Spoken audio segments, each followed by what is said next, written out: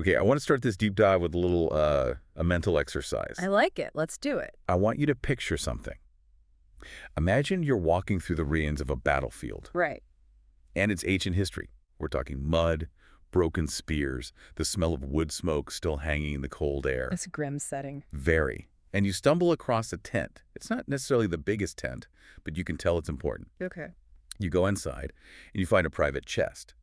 And inside that chest, tucked away under some maps or maybe a cloak, is a diary. And this isn't just any diary. No.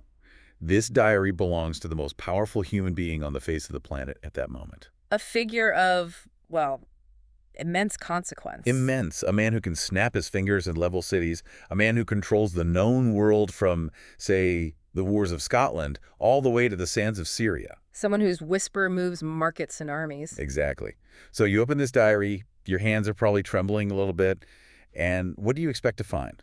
I mean, be honest. Well, you expect state secrets. Right. The nuclear codes of the Roman Empire. Or gossip. Yeah. You know, which senator's having an affair, who's plotting against who, the dirt. You expect House of Cards level machinations. That is the assumption, always. That the private thoughts of the powerful are filled with grand strategy or ego or just Machiavellian plotting. Right. But you start reading, and it's not that at all. It's, Yeah. well, it's basically a self-help book. Which is the last thing you'd expect. The very last thing. And it's not even a polished one. It's a desperate, repetitive, day-by-day attempt by this guy to just keep it together. You find the master of the world telling himself things like, don't be a jerk today. Don't let them get under your skin. Stop worrying about things you can't control. Exactly. Remember, you're going to die soon anyway, so why are you so stressed? It completely shatters the illusion of power, doesn't it? It strips away the purple robe and the crown and leaves just the human struggle. It does. It feels like it could have been written in a notes app on an iPhone this morning while waiting for a coffee. But we are talking, of course, about Meditations by Marcus Aurelius. A text that has survived nearly 2,000 years, and I should say, miraculously, through the fall of empires, the burning of libraries, the decay of time, to end up on our nightstands today. And today, we are going to do a proper, extensive deep dive into this book. But, and this is key, we aren't treating it like a philosophy lecture. No. I don't care about the academic timeline as much as I care about the utility.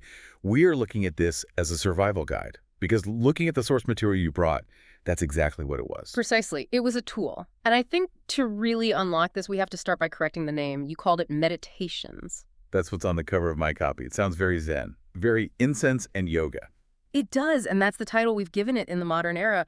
But Marcus never called it that. He never intended for it to be published. He certainly didn't write it for an audience. He'd probably be horrified we're talking about it. He might be mortified, yes.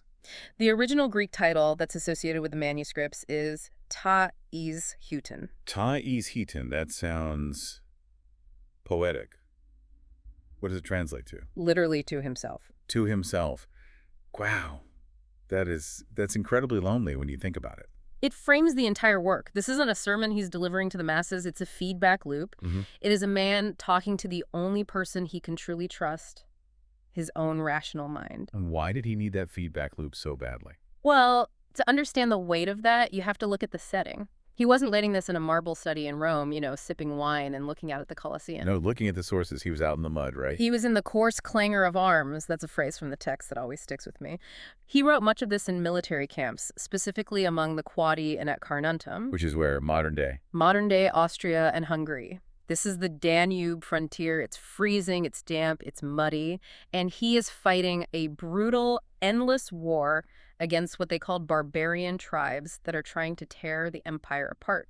So, just to paint the picture, you are the emperor of Rome. You're arguably the most powerful man in history up to that point.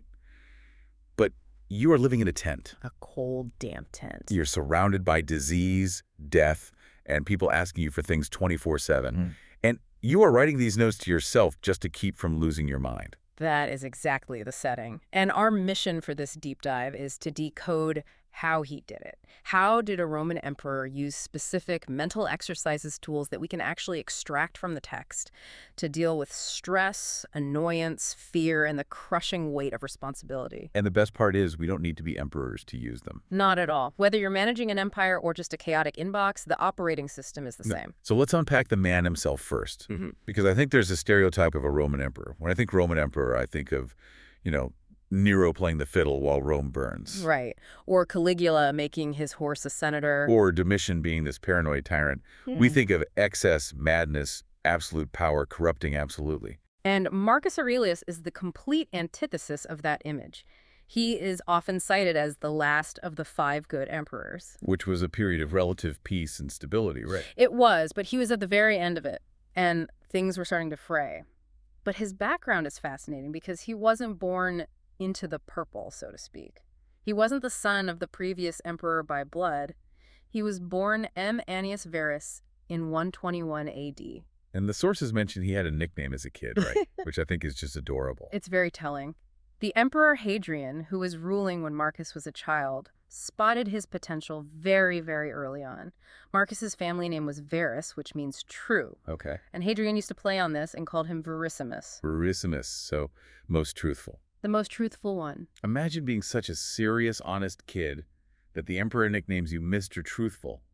That's a lot of pressure on a 10-year-old. And he took that seriousness to heart. The historical notes tell us that at age 12, he was already adopting the dress and lifestyle of a philosopher. 12. He wasn't running around playing tag. He was sleeping on hardwood and planks. He was wearing these rough Greek cloaks. His mother actually had to intervene and force him to sleep on a proper bed so he wouldn't ruin his health. So he was a philosophy nerd from day one. He was the kid reading the dense books while everyone else was off at the gladiator games. A philosophy nerd is a very fair way to put it. He was trained in the strict doctrine of Stoicism, which was his great delight. He had the ablest teachers in the empire. But here is the tragedy, or maybe the irony, of his life. What's that? He wanted to be a philosopher. He wanted the books. He mentions it in the text, this yearning for his journals and his studies. He wanted a quiet life of contemplation. But he got the job. He got the top job. He was adopted by the Emperor Antoninus Pius, who succeeded Hadrian, and he ascended to the throne in 161 AD. And he didn't just get the job, he got the job at the worst possible time. This is what I really want to get into, the stress test. Because it's easy to be a Stoic when life is good. It's easy to say keep calm when you're sipping a latte and everything is going your way. But Marcus, his reign sounds like an absolute nightmare. It was a cascade of crises, a perfect storm. First, just the political situation. He didn't rule alone. Right. This is a crucial piece of context that often gets overlooked. It is. He insisted on sharing power with his adoptive brother, Lucius Verus. And Verus was different. The party co-emperor is how some sources describe him. That's a good way to put it. The historical records paint a very stark contrast. When the Parthian War broke out in the east, a major crisis involving the destruction of a Roman legion, Lucius Verus was sent to handle it. Okay, so he's off to prove himself. Well, the records state that Verus spent his time in drunkenness and debauchery, while his generals did the actual work. They're kidding. No. He basically set up a party court in Antioch. So Marcus is back in Rome, handling the boring administration, working late nights, dealing with the Senate, while his co-emperor is off having a frat party in Syria, presumably on the imperial credit card. That's the picture we get, and then it gets worse. How could it get worse? When Verus's troops returned from the east, they brought something back with them. Oh, no. The plague. Oh, great. Just what you need. A pandemic. The Antonine Plague. It was likely smallpox. It devastated the empire. We are talking about death on a massive scale.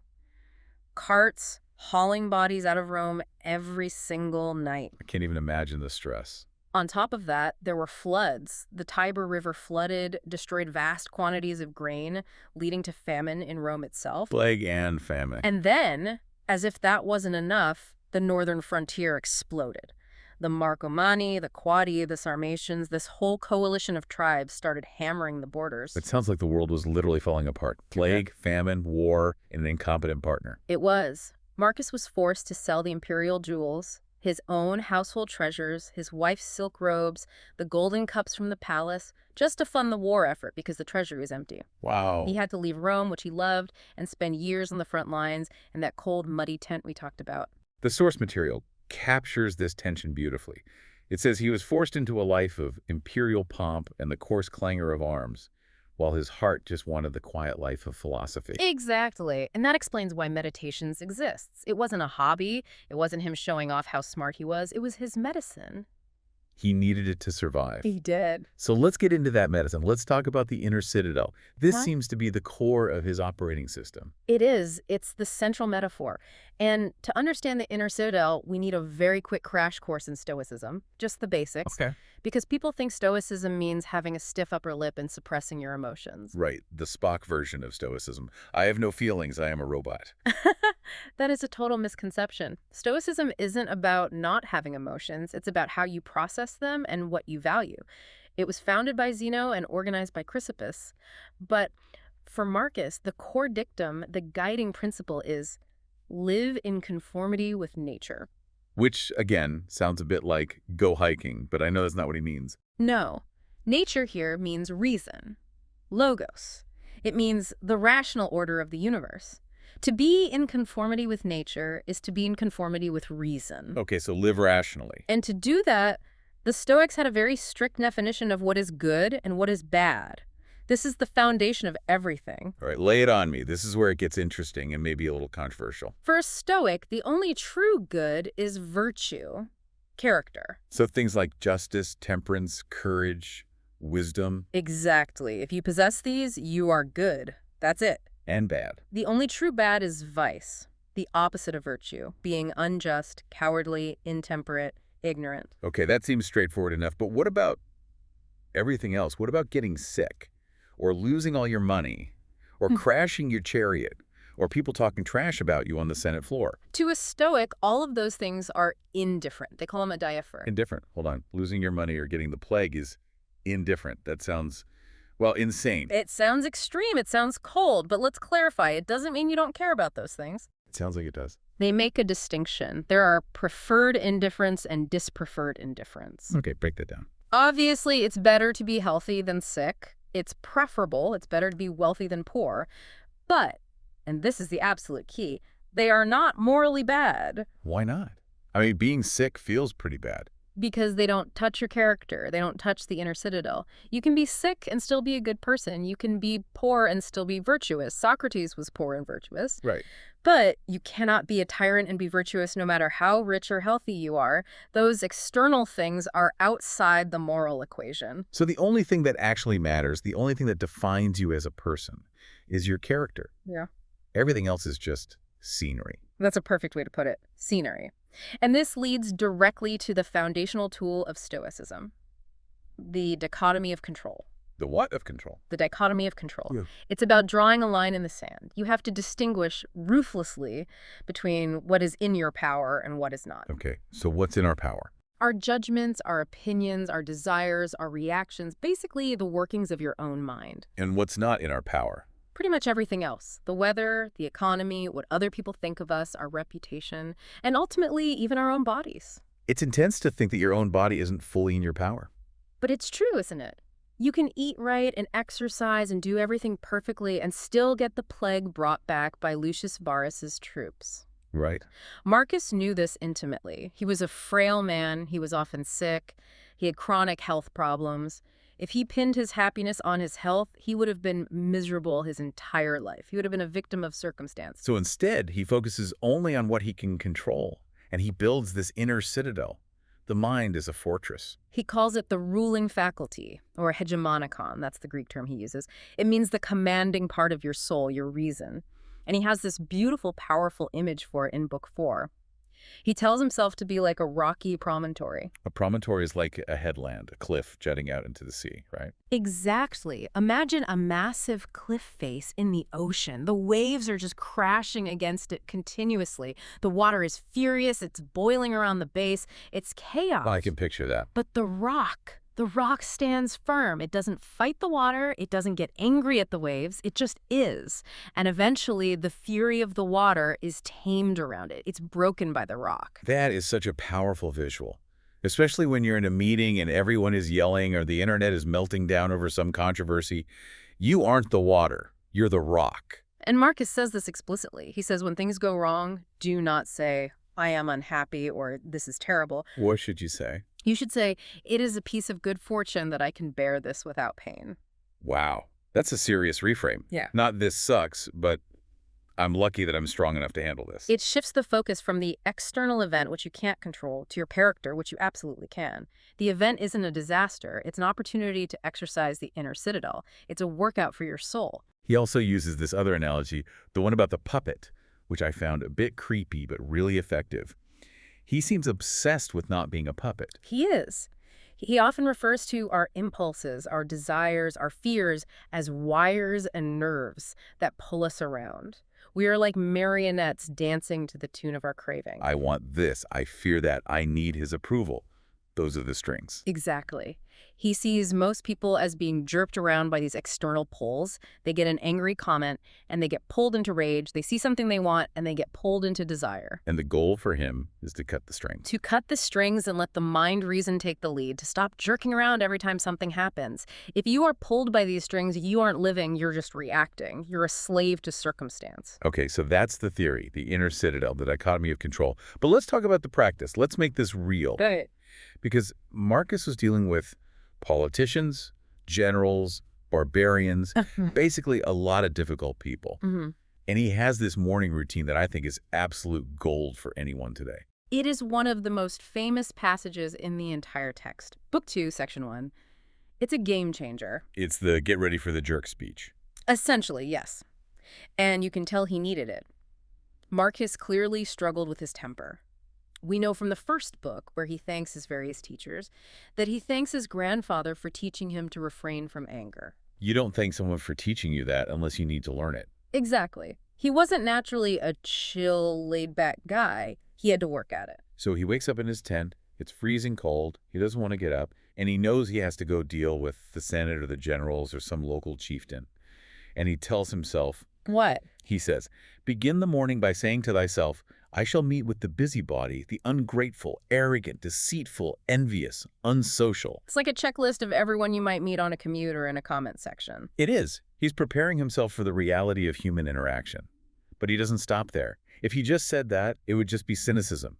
It would be misanthropy. Right, it would just be, people suck, get ready. Yeah. But he goes on to explain why they are like this. He says, all these things happen to them by reason of their ignorance of what is good and evil. Ah, so they aren't evil villains, they're just confused. They are misguided. They are operating on bad data. They think that wealth or fame or power is good, so they cheat and lie and are arrogant to get it.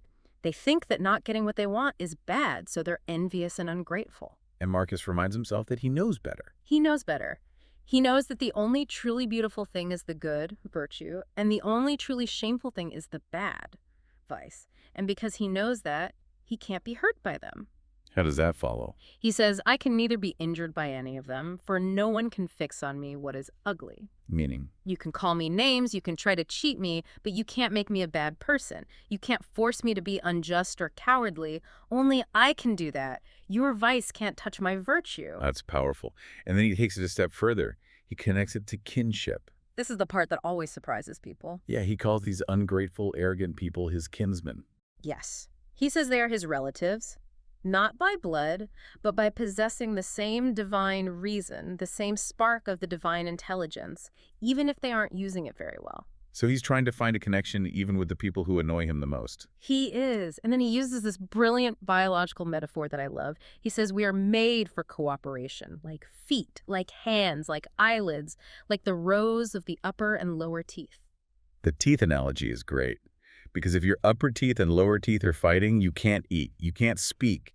The whole system fails. You just end up biting your tongue. To act against one another, then, is contrary to nature. So when you meet that rude customer or that internet troll or that annoying coworker, Marcus isn't saying ignore them. No. He's saying realize that they are a malfunctioning row of teeth. They are part of the same organism as you. They are acting out of ignorance. It's not personal. It's just nature running its course, even if it's a buggy version. It depersonalizes the conflict immediately. You don't get angry at your foot for stumbling. You shouldn't get angry at the ungrateful person for being ungrateful. It's just what they do. I love that. You're not a jerk. You're just a row of teeth that needs braces. Perhaps that is a modern update to the translation, but the sentiment holds. It's a way to generate empathy or at least patience instead of anger. Okay, so that handles the people right in front of us. But what about the stuff that hasn't happened yet? The anxiety, the worry about the future. Because if you're an emperor fighting a war and a plague, you have a lot to worry about. Oh, the burden of the future is immense. And Marcus returns to this idea again and again and again in the book. He's clearly wrestling with it. And his core idea seems to be that old line, we suffer more in imagination than in reality. Seneca said that, another Stoic. But Marcus lives it. He has this very practical technique he uses, which he calls wiping the impressions. Wiping the impressions. Okay, can we break that down? It's all about stripping away the narrative. As humans, we don't just see events. We tell ourselves stories about what those events mean. Like if I get an email from my boss saying, we need to talk, the event is just the email. But my narrative is, I'm getting fired, I'm going to lose my house, I'll live under a bridge. Exactly. That whole catastrophic story is the impression or the addition of opinion. Marcus says in Book 8, stick to the facts. Just the data. What's his example? His example is, it is reported that such a one speaks ill of thee. Okay, that is the fact. Someone said something mean. That is the fact. That is the data point. But then you add the narrative that I am hurt thereby, Right. Marcus says. That is the addition of opinion. Wipe that addition away. So the fact is just sound waves moving through the air or pixels on a screen. The hurt is something I'm manufacturing in my own head. Precisely. If you stick to the data, the emotional weight vanishes. He says all is but opinion. And since your opinion is one of the few things in your power, you can just cancel it. You can revoke your assent to the hurt. Delete narrative. Yeah. That is so incredibly useful for something like exam stress or career anxiety. The story you tell yourself is usually way worse than the reality. It almost always is. And this ties into his other main tool for anxiety, living in the present. This isn't some new agey concept for him. It's pure logic. What's the logic? He argues in Book 3 and Book 12 that you cannot lose the past. Why not? Because it's already gone. You don't have it anymore. It's not yours to lose. Okay. And you cannot lose the future. Because you don't have it yet. You don't have it yet. It's not yours. So the only thing you can ever actually lose Is the present moment? is this tiny sliver of the present moment. That is all you own. So if you are worrying about the future, you are ruining the only thing you actually possess. The now for something that may never happen and that you don't even have. When you put it like that, it sounds like a terrible bargain. It's an irrational trade. He calls focusing on the present the compendious way, which means the shortcut. The shortcut to what? To peace. The shortcut to tranquility is to just do what is right now. Don't look at the whole lifespan. Don't look at the 10-year plan. That's overwhelming. Just look at this manageable moment. Can I be a good person in this instant? Yes. Then do it. He has another one of his late analogies here. The sunbeam. This one felt very physics nerd of him. He loves these physics metaphors. It's in Book 8. He says to be like a sunbeam shining into a dark room. Okay, so what does a sunbeam do when it hits an obstacle? A wall or a piece of furniture? It doesn't get angry, it doesn't recoil, it doesn't slide off or fall down. It simply extends in a direct line, hits the obstacle, and illuminates it. It stays there, resting upon it. It illuminates the object. So when we hit an obstacle, a problem, instead of collapsing or getting frustrated, we should just shine on it. We should understand it, illuminate it with our reason, and not let it extinguish our light. It's a metaphor for persistent, calm, rational attention. That is beautiful. Oh? But I have to play the skeptic here. Please do. This all sounds great on paper, or, on papyrus. Be like a rock, forgive your enemies, illuminate the obstacle. But did he actually do it? Because it's really easy to write these things in a diary. It's much, much harder when your enemy is actively trying to kill you and take your job. That is the ultimate question. Is this just theory? Or is it practice? Is he just talking the talk? And history, thankfully, gives us a proof of concept that is almost too perfect to be true. Okay, I'm ready. The case of Avidius Cassius. This is like the season finale of his life. Oh. The dramatic climax. It really is. And you have to understand, Avidius Cassius was not some random rebel. He was a hero. He was the able captain of the Parthian Wars. He was the governor of the entire East. He was a respected, brilliant general. And Marcus trusted him.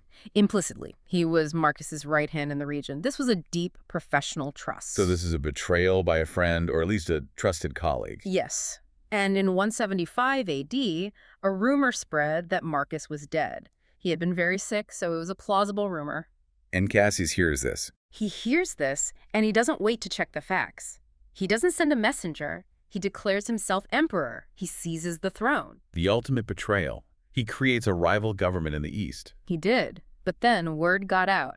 Marcus is alive. Oops. That's got to be an awkward moment. A big oops. Now at this point, Cassius had crossed the Rubicon. He couldn't go back and say, just kidding. He kept the rebellion going. Civil war was imminent. Okay, so pause here. Think of other emperors. Think of Nero. Think of Commodus, Marcus's own son. What do they do in this situation? They go scorched earth. They panic. They fly into a rage. They kill Cassius, his family, his friends, his dog, and anyone who ever looked at him funny. Vengeance and paranoia. Exactly. But Marcus, the sources say he expressed grief. Grief, not anger. Grief. Grief that he would have to engage in civil strife with the man he had once trusted. He gathered his troops who were ready to go fight, and he gave a speech. He told them he wished he could settle this without bloodshed. He actually said that his one fear was that Cassius would kill himself or be killed before Marcus had a chance to. To what? To forgive him. He wanted to pardon the guy who was currently trying to steal his throne and probably kill him. He wanted to show the world the power of Stoic virtue. He said he wanted to show that civil strife could be solved with forgiveness. He wanted to turn it into a lesson for humanity. He was literally trying to live his philosophy of forgiving the ungrateful and the arrogant in real time. That is just unbelievable. So how did it end? It ended quickly. Cassius was assassinated by his own men, a centurion, I believe, after only 3 months. So his own side turned on him. Yes. They cut off his head and brought it to Marcus, expecting a huge reward. The classic Game of Thrones move. Here is the head of your enemy, my king. And Marcus recoiled. He was disgusted. He refused to look at the head. He refused to even admit the murderers to his presence. He didn't celebrate. He was sad that he had lost the chance to show mercy. Wow. And then, it gets even better. He found Cassius's correspondence, all the letters from the co-conspirators. The entire list of senators and officials in Rome who had betrayed him and supported the rebellion. The Nixon tapes of 175 AD. The list of names he needs to purge to secure his power. And he burned them. He burned them without reading them. Without reading a single letter, he said, I do not wish to know the names of my enemies, lest I be compelled to hate them. Oh my God. He literally wiped the impression. He deleted the data so he wouldn't form the negative opinion. He chose ignorance to preserve his own tranquility. He protected his inner citadel. He knew that if he read those names, he would become paranoid. He would become suspicious. He would become a tyrant. And he refused. He chose to remain Marcus. And what was that line from the Meditations? From Book 6, the best kind of revenge is not to become like unto them. That line hits so hard in this context. It's not just a nice phrase. He lived it. If he become a killer to defeat a killer, he would have lost the only thing that mattered to him, his virtue. Exactly. He won the war not for the empire, but for his character. There is one last enemy, though. One he couldn't forgive or burn the letters of. Death. It's the bass note thrumming through the whole book. He is constantly reminding himself that he is going to die. It is constant. Smoke and ash he calls life. A mere fable. And he has these mental exercises to put it in perspective, right? To zoom out and see how small we really are. Yes, the view from above. It's one of his favorite techniques. In Book 9, he tells himself to look down on the earth as if from a high place. And what do you see? You see the flocks, armies, husbandry. You see the whole world teeming with life. Weddings, births, funerals, fighting, feasting. You see it all as a tiny, busy ant colony. The goal being to shrink your own problems. To realize how small your anxieties are in the grand scheme, he says, the whole earth is but a point. Your career, your reputation, your worries, they don't even register from that height. He also uses the times of Vespasian exercise. Yes, I love that one. He tells himself, look at the court of Emperor Vespasian who ruled 100 years ago. What were they doing? The same stuff. Yeah. Marrying, raising children, getting sick, dying, fighting, feasting, plotting. The full spectrum of human life. And then he asks the punchline question, where are they now? Gone. They're all dead and gone. Reduced to dust. He uses this to crush his own ego. He tells himself that Alexander the Great, the conqueror of the world, and his mule driver are now in the same state. Reduced to atoms. Reduced to atoms. Death is the great equalizer. No one remembers most of them. Their lives are smoke and ash. It's humbling. But is it supposed to be depressing? It sounds a bit nihilistic. For Marcus, it was the opposite. It was liberating. If life is short and fame is smoke, and you'll be forgotten anyway, then the only thing that matters is doing the right thing now. It simplifies everything. Completely. It removes the pressure of legacy. It removes the fear of failure. Just be a good person in this moment, because this moment is all there is. He has a beautiful final analogy about the olive. That one really stuck with it. Yes, he says we should pass through this short life like our ripe olive falling from the tree. And what does the ripe olive do? It doesn't scream, it doesn't cling to the branch, fighting against nature. It falls when it is in season. And as it falls, it blesses the tree that bore it and gives thanks to the earth that receives it. Wow. That is a peaceful way to think about the end. And considering he died in a military camp on the frontier, likely of the plague, away from his home, he needed that peace. He prepared his whole life for that moment. He needed to be that olive. So we've unpacked the man, the tools, the application, and the ultimate test. What does this leave us with? We aren't fighting the Marco Manni. We aren't emperors. But we are fighting the busybody in the office. We are fighting the anxiety of the 24-hour news cycle. We are fighting the desire to be puppets of social media validation. The war is different, but the mind is the same. The toolkit is surprisingly compact when you boil it down. Let's just recap the big ones. Go for it. 1. The dichotomy of control. Focus only on your mind and your reaction. Let the external stuff go. The foundational principle. 2. The morning prep. Expect people to be difficult, but see them as ignorant kinsmen, as rows of teeth, not as enemies. Depersonalize it. 3. Wipe impressions. Stick to the facts. Delete the negative story you tell yourself that causes the pain. Crucial for anxiety. And 4. The view from above. Zoom out. Remember, smoke and ash to keep your ego and your problems in perspective. It's a simple toolkit, but it's a practice. That's why it's a diary. He had to write it down every single day. You don't just learn stoicism on a weekend. You do the reps. It is a gym for your mind. I want to leave our listener with one final challenge from the book, because we've talked a lot about staying calm and dealing with negative things. But Stoicism isn't just about sitting around being zen. It's about action. Absolutely. It's about virtue in action. And this is the Get Out of Bed meditation, Book 5, Section I. I think I need this one printed on my ceiling. I really do. Many of us do. Marcus is clearly struggling to get out of his warm blankets. It's cold outside in the camp. And he says to himself, at dawn, when you have trouble getting out of bed, tell yourself, I have to go to work as a human being. What do I have to complain of if I'm going to do what I was born for? He argues with himself. He's like, but it's nice and warm here under the covers. And his reason replies to himself, were you then born for pleasure, to huddle under the blankets? And then he looks to nature for an example. He says, look at the plants, the sparrows, the ants, the spiders, the bees. They are all doing their job. They are helping to order the universe in their own small way. And you refuse to do the work of a human being. That's the zinger. That is the sting. Are you less than an ant? You were made for social action. You were made to contribute. So the ultimate Stoic hack isn't just to endure the world, but to get up and serve it. Do the work. Get up. Find your inner citadel. And do the work of a human being. Precisely. That feels like the perfect place to stop. Thanks for taking this deep dive with us. I'm going to go. I'm going to do some work. As nature intended. See you next time.